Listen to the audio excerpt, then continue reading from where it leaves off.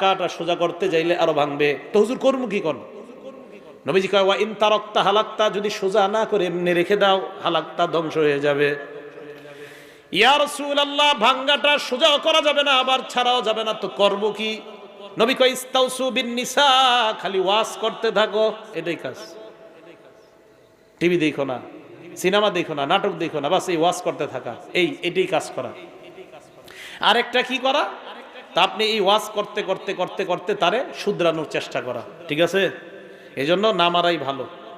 নবীজি বুখারী শরীফের এক হাদিসে এত ঘৃণা দিছে আমাদেরকে যে তোমাদের লজ্জা করে না বিবিরে মারো। কিভাবে? বুখারী শরীফের হাদিস নাম্বার 5204 নাম্বার হাদিস। ক্বালা রাসূলুল্লাহি সাল্লাল্লাহু আলাইহি ওয়াসাল্লাম, আল্লাহ নবী বলেন, লা ইয়াজলিদ আহাদুকুম ইমরাআতাহু জালদাল আবদি, তোমাদের কেউ যেন তার বিবিকে গোলামের মতো, গরু ছাগলের মতো না পিটায়। সুম্মা ইউজামিউহা ফি আখিরিল ইয়াউম,